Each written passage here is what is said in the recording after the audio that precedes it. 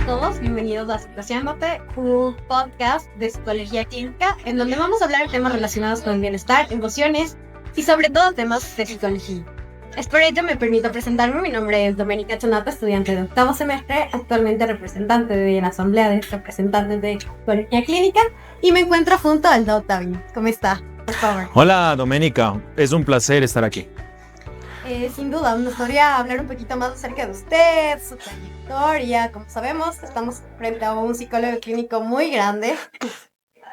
Bueno, soy psicólogo clínico, como decía Doménica, soy docente universitario y también terapeuta.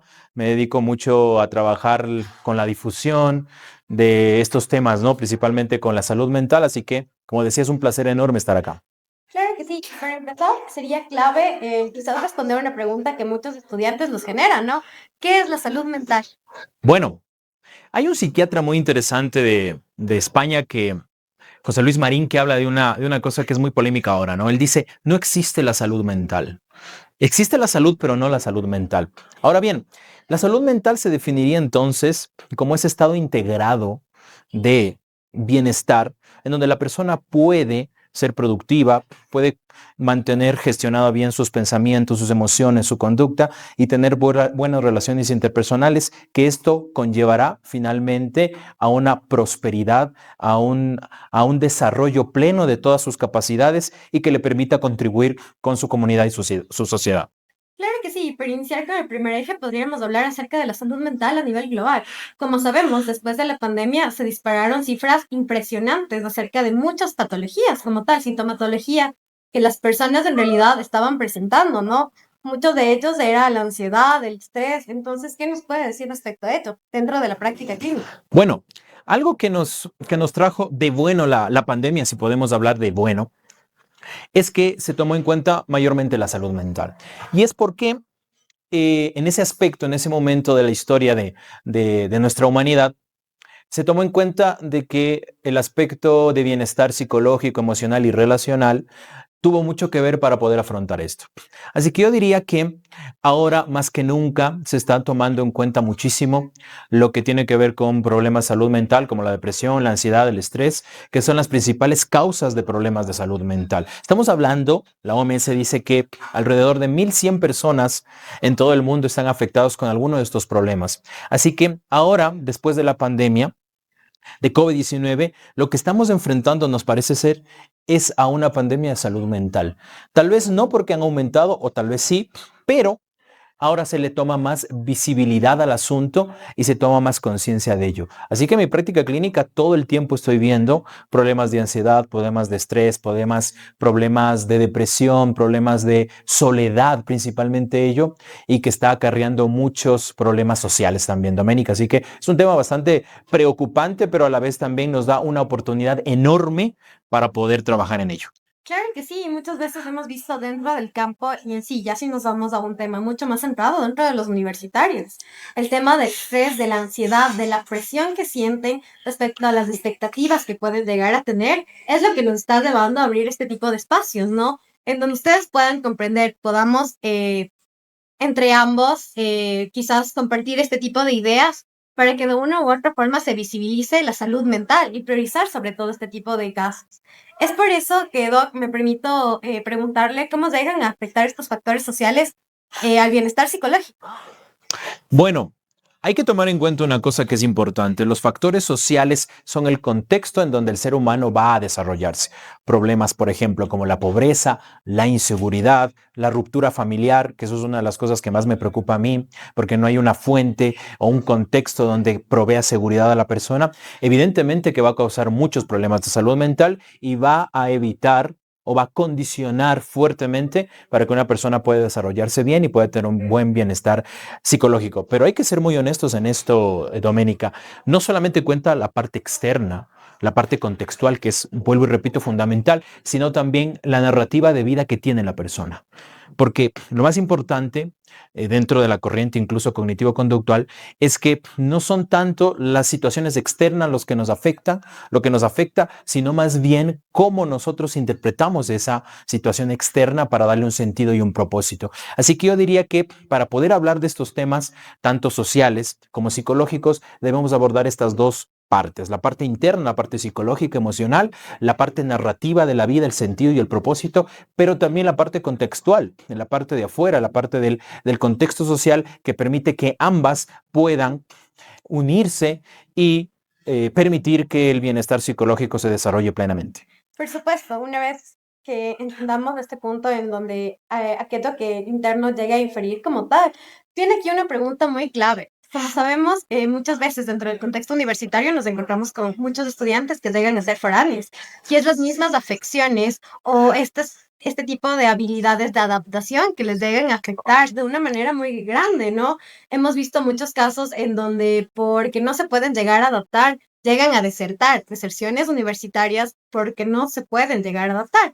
Y es por eso aquí donde viene mi pregunta enfocada directamente en estudiantes universitarios, ¿cómo puede o cómo podemos prever este tipo de situaciones, ¿no? Porque de una u otra forma podríamos llegar a prever la deserción universitaria, qué capacidades una persona puede realizarlas después de una autoevaluación y decir, bueno, yo creo que puedo adaptarme muy bien a la vida de foráneo. Bueno, Domi ha tocado un punto crucial porque yo diría que en un 40-50% de la atención clínica que yo tengo son estudiantes universitarios, principalmente foráneos. Y aquí se delimita una cuestión muy importante y es que tienen que ellos salir de un contexto en donde probablemente sentían cierto tipo de comunidad o seguridad a un contexto en donde tienen que hacerse cargo de su propia persona. Y esto puede traer retos muy grandes, pero también puede traer problemas también serios. Entonces, un estudiante foráneo también tiene que ver mucho su parte de personalidad. Por ejemplo, estudiantes foráneos con mucha responsabilidad, con autocuidado, con una buena autoestima, cuando vienen de un hogar que está bien estructurado, probablemente tenga muchas más fortalezas. De hecho, ser foráneo puede ser una gran oportunidad, puede ser una gran experiencia para poder fomentar la autonomía, la independencia. Así que no es malo realmente el tema de ser foráneo. El problema es no tener las herramientas suficientes para afrontar ese nuevo reto en la vida. Ahora, claro, personas foráneas que tienen problemas emocionales, por ejemplo, inestabilidad emocional, tendencia a la depresión, tendencia a la ansiedad, problemas para tolerar la soledad. Evidentemente que cuando tengan esta experiencia de ser foráneos, de vivir acá, una experiencia en soledad, se podría decir, obviamente que van a tener mayor tipo de problemas y por lo tanto yo diría que si bien es cierto el contexto tiene mucho que ver, pero tiene más que ver cómo yo lo tomo, de qué manera yo interpreto esto y qué fortalezas tengo yo para afrontar justamente, y me gusta mucho la palabra afrontamiento porque tiene que ver cómo yo desde mi ser, desde mi personalidad, tomo las circunstancias externas y las vuelco a mi favor, ¿no? Entonces yo creo que esa es la Claro. principal Yo siento que es cuestión. un punto clave lo que acaba de tocar usted y sobre todo esto nos llevaría a nuestro segundo eje, el cual sería estas diferencias que existen muchas veces de género y cuáles son las problemáticas que se pueden llegar a presentar, porque como sabemos, de una u otra forma dentro de la salud mental llegan a existir ciertas cifras que nos demuestran que en temas de género sí existe distinción, ¿no? Es por lo mismo que me permito abrirle este tema de debate. Bueno, muy bien. Es un tema muy interesante. A veces incluso es polémico porque hablar de diferencias de género implica también hablar de diferencias biológicas, por ejemplo, diferencias psicológicas, emocionales y contextuales también. Yo diría que la literatura clásica en este ámbito habla de que las mujeres generalmente, digo generalmente porque también depende mucho las poblaciones específicas, suelen ser más vulnerables a la inestabilidad emocional. Eso significa que suelen ser más vulnerables a la depresión, al estrés y a la ansiedad. ¿Ok? Ahora, los hombres no es que están bien librados de esto. También pueden ser vulnerables, pero lo expresan de una manera distinta. Los hombres pueden ser más vulnerables a problemas conductuales, a problemas de adicciones, por ejemplo, a problemas del neurodesarrollo. Entonces, habría que ver que cada uno de los géneros tiene diferencias tanto en sus fortalezas, pero también como en sus debilidades, y evidentemente habría que tratar a cada uno dependiendo de justamente estas debilidades y fortalezas para así poder dar un trato individualizado a cada uno. Así que hay que tomar mucho en cuenta esto porque si nosotros tenemos un trato generalizado a todos, no vamos a poder ver lo individual y lo personal de cada uno. Claro que sí, y eso también nos lleva nuevamente a este nuevo eje, que es el hablar acerca de cómo estos factores contextuales de cultura como tal nos llevan a que de una u otra forma el género masculino, los hombres, lleguen a tener miedo a expresar sus emociones. ¿Qué está pasando en la actualidad? Muchas veces hemos visto y hemos escuchado que los hombres no lloran, o los hombres no deben llorar, los hombres deben ser fuertes respecto a sus acciones. Entonces, esto también nos llega a generar una duda, ¿no? Porque se ha visto mucho en redes sociales, lo hemos visto mucho en redes sociales, que muchas veces se habla de esta nueva polémica que existe respecto a si un hombre realmente necesitamos cambiar como que el foco de atención dentro de salud mental, como para que ellos tengan una mejor gestión emocional o qué es lo que realmente está pasando. Muy bien, bueno, es un tema también, como te decía, Domi, muy polémico porque aquí se habla un poco el tema de masculinidad y qué significa eso básicamente, lo que es ser hombre, ¿no? Ahora, yo considero que el contacto emocional, el ser consciente de sus emociones y expresarlas de una manera adecuada y saludable no tiene que ver nada con la debilidad. La debilidad surge cuando un hombre no tiene la capacidad de expresar y las expresa, porque eso siempre pasa, Doménica. Un hombre siempre expresa emociones, pero tal vez no las verbaliza. ¿Cómo las expresa? Por ejemplo, las puede expresar de manera conductual. ¿Cómo? Por ejemplo, puede expresarlas a través de la violencia, de la agresividad, puede expresarlas con problemas conductuales como las dependencias. Ahora está en boga, por ejemplo, en las adicciones conductuales, principalmente a los videojuegos, incluso a las apuestas. Tengo muchos pacientes que tienen problemas de esta índole. ¿Y a qué se debe esto? Que básicamente no tienen la capacidad de afrontamiento saludable de sus emociones y tienen también algo que yo he notado muchísimo, es que es el sesgo de omnipotencia. ¿Qué significa esto? El creer que se puede con todo. Y esto evidentemente que es un problema de falta de reconocimiento de la realidad, porque los seres humanos tenemos una vulnerabilidad, no podemos con todo. Y por lo tanto es muy sabio, saludable y tiene que ver con la fortaleza de cada persona asumir cuándo necesito ayuda y con quién me ayudo para poder afrontar esto. Entonces yo diría que es importante de que en esta sociedad en donde estamos hablando de la salud mental, sepamos que la forma de afrontar mis emociones, lo que siento, tiene que ser de manera saludable. Pero también hay que hablar de otra cosa, Doménica, que no lo hemos mencionado todavía y no sé si más adelante lo podemos mencionar, y es que las mujeres también están teniendo problemas de expresión emocional, porque a veces se piensa que la expresión emocional desbordada tiene que ver con salud y tampoco es así. Una mujer tiene que también aprender a gestionar sus emociones y expresarlas de una manera saludable sin dejarse desbordar por ellas ni secuestrar por sus emociones. Entonces aquí hay un tema de salud mental en general que afecta a la población, sí, pero también puede afectar de una manera indistinta, ¿no? Tanto a hombres como a mujeres. Justamente, Don, tocando este tema de las mujeres, ¿qué es lo que está pasando ahora, no? Hemos llegado a tener muchas polémicas dentro de redes sociales en el punto en donde nos damos cuenta que la mujer cada vez quiere alcanzar cosas que, bueno, muchas de ellas son productivas, son positivas, pero también hasta qué punto estamos renunciando a la feminidad, ¿no? Por querer abarcar esta parte de no dejarnos mandar o no dejarnos que los hombres tengan este poder total o absoluto frente a nosotros.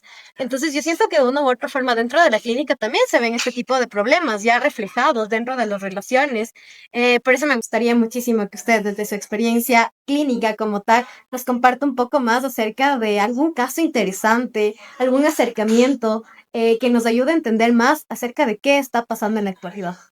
Bueno, como decíamos, ¿no? Este tema de los roles de género tiene mucha polémica porque han ido cambiando poco a poco, ¿no? Ahora la mujer tiene espacios que probablemente antes no tenía y eso se celebra mucho. Ahora mujeres en espacios de dirección, en espacios de liderazgo y eso es fascinante. El problema puede surgir cuando esos espacios se extrapolan al hogar.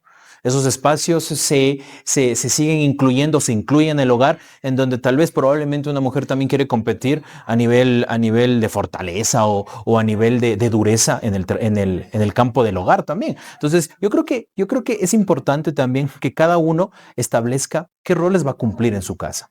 Y cuando hay dos personas que generan mucho, no sé si liderazgo o dureza dentro del hogar, siempre va a haber fricciones. Entonces necesitamos nosotros también tener la capacidad, y las mujeres también tienen que tener la capacidad de poder en su hogar, en la parte ya más relacional, poderse vincular desde la ternura, el cariño, la sensibilidad, porque eso hace que haya ese vínculo entre un hombre y una mujer. Ahora, muchas de las veces, a veces hay mujeres que están copiando lo peor de los hombres. Sí, por ejemplo, la falta de expresión emocional, la agresividad, está copiando muchísimo el tema del consumo de sustancias. Eso me está preocupando muchísimo porque antes el consumo de sustancias era mucho más cosa de hombres, pero ahora se está viendo de manera indistinta. Mujeres y hombres están a la par, casi, casi, en consumo de sustancias, consumo de alcohol. Y hay que decir una cosa que es muy importante. Por ejemplo, el consumo de alcohol es una de las causas casi de todos los problemas que tiene un hombre.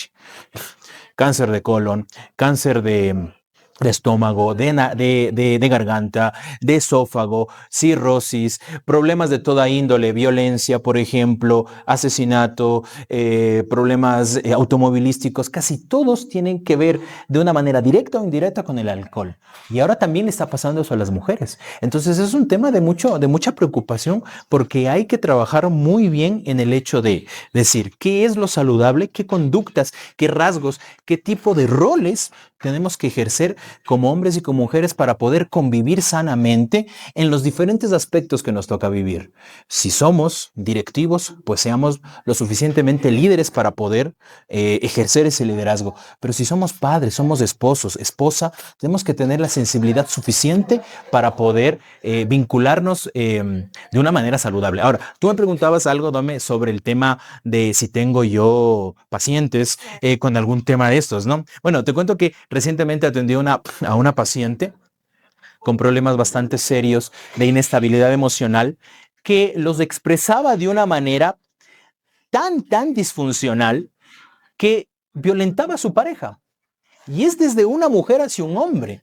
Entonces ella lo violentaba, lo humillaba, lo trataba mal y claro, ella nunca se dio cuenta.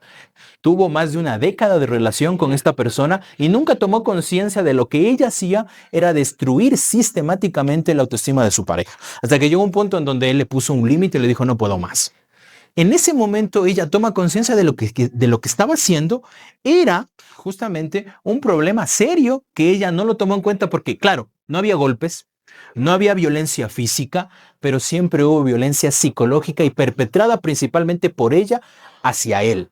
Y esto está justamente para destruir la relación. Entonces, me permito interrumpirles, sobre todo para explicarles un poco más a nuestra audiencia de qué se trata, o bueno, cómo podríamos enfocarnos un poquito más para que entiendan el hecho de cómo le afectaba al hombre el aspecto de todo esta, de una forma u otra, violación, ¿no? Porque biológicamente, como usted lo sabe, los hombres como tal necesitan, o bueno, dentro de su regulación necesitan tener esta parte en donde aportan algo al hogar, en donde generan esta parte de protección. No solamente necesitan, y es eso lo que les llega a la desregulación emocional. Entonces, yo creo que usted mejor que nadie es quien les puede explicar más o menos cuál es el factor detonante y sobre todo biológico que está llegando a afectar y que causó esto. Bueno, es que en este caso él aprendió a que él primero tiene que callar y ser complaciente con su pareja. Él aprendió a que si pone límites, si es una persona con fortaleza mental y física, para poner un límite, para poner un alto a estos problemas de relaciones, él iba a incurrir en violencia. O sea, ese es el problema cultural de ahora. Se está promocionando a que el hombre no sea o no tenga la fortaleza suficiente para defenderse, para poner límites, para poner un encuadre, para que la persona, su pareja, no pase los límites de la salud, no pase los límites de la dignidad. Y él aprendió esto. Él pensaba que ser un hombre bueno es ser un hombre saludable, pero él excesivamente fue bueno y complaciente y hizo ella que cada vez que tenía problemas de desregulación emocional sea más agresiva y violenta. Y entonces eso ya termina siendo un problema serio, por supuesto que sí. Claro que sí, llevado a la actualidad, ¿no? ¿Qué es lo que más queríamos abordar dentro de este podcast? Bueno, yo creo que para finalizar es importante enfatizar en qué es lo que nosotros podemos recomendarles o qué es lo que usted, como alguien ya con experiencia, podría recomendarles para el cuidado de salud mental, sobre todo dirigido a la población universitaria, ¿no? Que es en donde más nos estamos enfocando y estamos tocando estos temas que de una u otra forma generan distintas dudas y que de esta manera nos van a ayudar a solventarlos. Muy bien. ¿Cuáles serían esos consejos? Yo creo que de todas las preguntas que ha hecho Dome es la pregunta más práctica, porque no aborda solamente cifras o temas teóricos, sino aborda justamente la practicidad, lo pragmático del asunto, qué es cuidar la salud mental. Y yo le diría a Dome que para hacerlo pedagógico y para hacerlo práctico, el ser humano para tener una buena salud mental tiene que atender 4 elementos en su vida. Pongámosle como 4 módulos. Primer módulo, su módulo corporal, el módulo del cuerpo. Tiene que cuidar su cuerpo. Si una persona no cuida su cuerpo, no está cuidando la salud mental. Y dentro de del cuidado del cuerpo existen otros submódulos, otros subestaciones, se podría decir. El primero, el sueño. Doménica, si no hay buen sueño, la OMS dice que entre 7 y 8 horas, ahora actualizó un poco este tema del sueño, dice que las mujeres necesitan un poco más, tal vez 9, 10 horas, pero en un rango de 7 a 9 horas es lo más importante para poder tener una buena salud mental. Segundo, en el módulo del cuerpo, hidratación. Buena hidratación porque el 75% de nuestro cuerpo está hecho de agua. Si no lo nutrimos con agua, pues empieza a tener un déficit. Tercero, punto importante, la alimentación. Evitar, por sobre todas las cosas, exceso de azúcares y exceso de comida ultraprocesada porque el cuerpo no lo tolera y va a generar problemas también emocionales. Y por último, la actividad física. Creo que esto es la cereza del pastel. La actividad física, los seres humanos estamos hechos, hemos evolucionado moviéndonos. Y si no nos movemos, empezamos a caer en sedentarismo y el sedentarismo es la principal causa de problemas de salud no adquirido, no contagiables, perdón. La diabetes, por ejemplo, la hipertensión, por ejemplo, problemas cardíacos, etcétera, etcétera. Eso para el primer módulo. Luego tenemos el segundo módulo, que bueno, ya a los psicólogos nos interesa un poco más, que es la salud cognitiva y la salud emocional. ¿Y eso qué significa? Cómo nosotros manejamos nuestros pensamientos, nuestras cogniciones y nuestras emociones. Tercer elemento importantísimo, el elemento relacional, Doménica. ¿Cómo me relaciono? Pero hay un dato aquí muy importante. La forma en la que yo me relaciono con los demás dicta de una manera directa cómo me relaciono conmigo mismo. Si yo tengo todo el tiempo problemas en el exterior, no debo preguntarme por qué tengo problemas en el exterior, debo preguntarme cómo es la relación conmigo mismo. Y cuando yo desarrollo una buena relación conmigo mismo, una relación saludable, cuidando mi cuerpo, cuidando mi mente y mis emociones, tendré una excelente relación. Y el último, creo que es uno de los más importantes y ahora casi que no se lo toma en cuenta, el área más existencial, el área más filosófica, el área más espiritual incluso, que va a ayudar a que el ser humano se trate íntegramente. ¿Qué principios manejan mi vida? ¿Cuál es mi propósito y mi sentido de vida? ¿A dónde voy? ¿Tengo una conexión espiritual con algo más allá que mí? Bueno, todas estas cosas son importantes porque cuando nosotros abordamos los 4 elementos, los 4 módulos de nuestro cuerpo de una manera integral, ahí sí podemos realmente hablar de salud integral y podemos tener un equilibrio pleno en nuestra vida. Yo creo que cada uno de esos es importante y tomar en cuenta cada una de las recomendaciones que nos ha dado, ¿no? Porque de una forma u otra, cada palabra que acaba de decirnos es un índice o nos podría ayudar como tal a mejorar y a darnos cuenta en qué momento necesitamos buscar ayuda psicológica. Porque lógicamente muchas veces dejamos de lado o tenemos muchos estigmas respecto al psicólogo. ¿Qué es de psicólogo? ¿Qué es lo que el psicólogo nos puede aportar? ¿En qué momento es indicado ir al psicólogo, no?